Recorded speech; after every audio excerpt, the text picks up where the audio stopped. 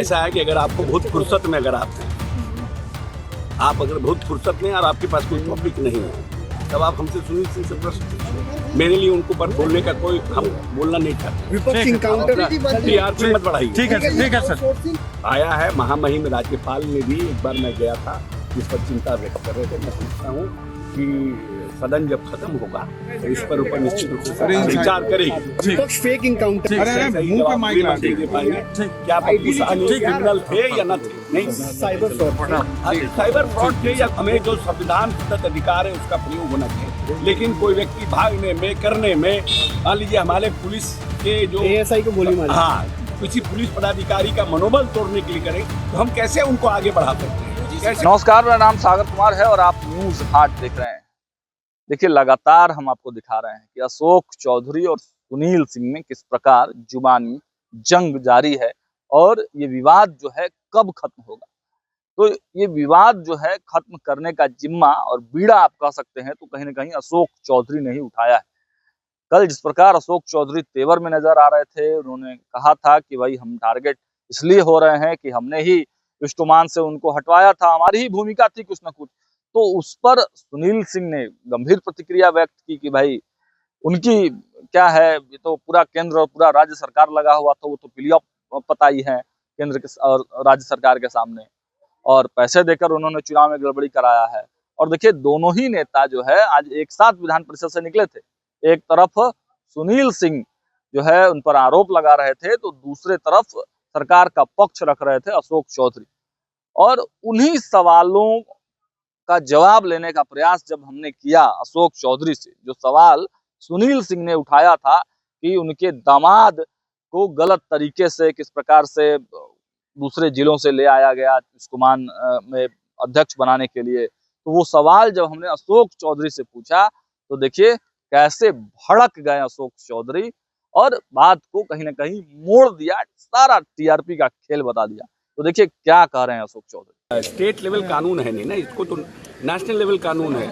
और जिस तरह से निर्भया कांड के बाद जो सेंसिटिविटी या संवेदनशीलता आई थी समाज में, उस संवेदनशीलता को बरकरार रखते और कड़े से कड़े कानून बनाने की अगर आवश्यकता हो तो उसमें भी हम लोग विपक्ष इनकाउंटर का सवाल उठा रहा है। आपने फिर से आपके दामाद पर टिप्पणी कर दी है कि वो फर्जी तरीके से जो है विष्णुमान में वो करके आए थे।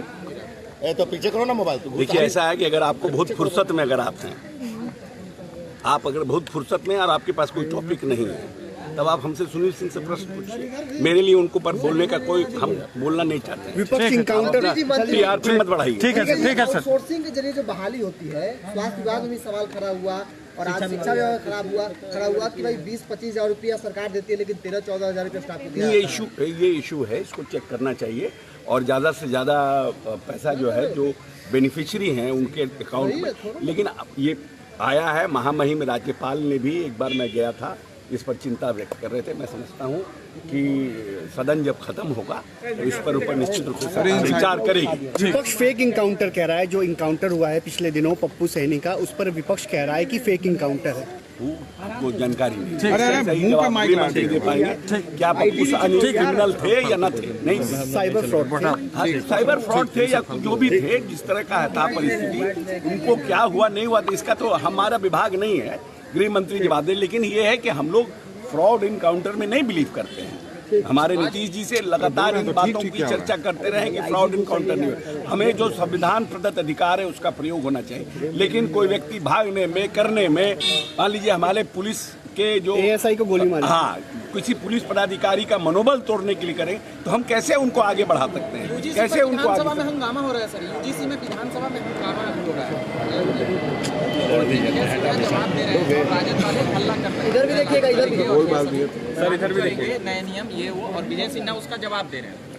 देखिए, ये अभी तो सुप्रीम कोर्ट ने अपने इसके ऊपर रोक लगाया है, लेकिन ये एक बड़ा इशू है। discrimination of caste on the basis of scheduled caste and backward caste, there is still there in the society. हम ये नहीं कहते हैं कि 70-75 साल की आज़ादी के बाद जो लोग पद पर रहते हैं कहीं ना कहीं डिस्क्रिमिनेट करते हैं। मैं नहीं कहता हूं कि 100% डिस्क्रिमिनेशन, लेकिन अगर 5% भी लोग इसलिए प्रताड़ित हो रहे हैं कि वो बैकवर्ड कम्युनिटी से आते हैं। किसी को ऐसे बहुत से उदाहरण हैं कि एक प्रोफेसर को जो यूनिवर्सिटी में पढ़ाता है, क्योंकि वो बैकवर्ड है तो उसको 10 बजे का 1 घंटी, दूसरा घंटी 5 बजे का, और उसका HOD अगर सेम कास्ट का है तो उसको तुरंत 2-2 घंटे साथ दे देता है। तो डिस्क्रिमिनेशन होता है, हम नहीं कहते हैं, बट जब दूसरे रहते हैं उनके साथ भी होता है। तो ये एड्रेस करने का चीज है, इसको एड्रेस किया जाएगा। जरूरत है जो नया गाइडलाइन की जरूरत है, मान रहे हैं। ये मामला अभी सुप्रीम कोर्ट में मोबाइल पीछे करो भाई, तो मेरा इस पर जरूरत है। राय दे रही है सर, इस पर क्या कहेगा? राजद, CPIM से कांग्रेस, ये लोग राय दे रही है। अरे भाई, राय इसलिए दे रही है कि वो पोजीशन में है, हम राय नहीं दे सकते हैं, हमको तो पॉलिसी बनाना है, हम राय काहे के लिए देंगे? ठीक ठीक ठीक। और आज आपको बता देते हैं कि जो लोग इतना ज़्यादा उठा पटक कर रहे हैं अति पिछड़ों और बैकवर्ड की पॉलिटिक्स में, कुछ दिन पहले देखे कि 85% आरक्षण, ये थोड़ा तुम लोग माइक पीछे करो यार। कर्पूरी ठाकुर जी का थॉट प्रोसेस था, और 15 साल तक लालू जी रहे। लेकिन अति पिछड़ों को कैसे हम राजनीतिक रूप से, आर्थिक रूप से, सामाजिक रूप से सबल करें, इसकी कोई पॉलिसी नहीं बनी। जब नीतीश कुमार ने इस पॉलिसी को बनाया और आरक्षण का प्रावधान किया, पंचायती राज में आरक्षण दिया और कर्पूरी ठाकुर के विचारों को आगे लेके गए, तब अब ये लोग भी अपना घूम रहे हैं। जातीय गणना में कहाँ थे Tejashwi Yadav? Is that Tejashwi Yadav it was a brainchild of Tejasvi Yadav, which Nitish Kumar has followed it, और it was a brainchild of Nitish Kumar, which Tejasvi Yadav has followed it. यही बिहार की जनता को समझना है। ये ब्रेनचाइल्ड नीतीश कुमार का था जब भारतीय जनता पार्टी साथ थी। बाद में क्योंकि तेजस्वी आए तो ही फॉलोड नीतीश कुमार। आज बहुत दिनों बाद सदन भी पहुंचे हैं तेजस्वी यादव, बहुत दिनों बाद तेजस्वी यादव सदन भी पहुंचे हैं। वो उनका तो पैर में चोट लग गया था, खिलाड़ी हैं, खेलते हुए पैर पे चोट लग गया था। तमाम सवालों के जवाब तो अशोक चौधरी दे ही रहे थे, लेकिन कई दिनों से जो ये विवाद चलते आ रहा था, तो कहीं ना कहीं अशोक चौधरी जो लगातार टारगेट हो रहे थे, तो कहीं ना कहीं बुद्धिमत्ता का काम आज अशोक चौधरी ने किया, और उस विवाद का जो है लगातार उधर से सवाल हो रहे थे, इधर से जवाब हो रहे थे, फिर इधर से सवाल हो रहे थे, फिर उधर से जवाब हो रहा था। तो कहीं ना कहीं उस विवाद को आज समाप्त करने के लिए जहर पीने जैसा काम अशोक चौधरी ने किया। और सुनील सिंह के बड़े आरोपों पर, देखिए, जब खुद पर टिप्पणी होती है तो आदमी सह लेता है, लेकिन जब परिवार के लोगों पर टिप्पणी होने लगे तब कहीं ना कहीं दिक्कत होने लगती है, और तब आदमी जो है बैक हो जाता है।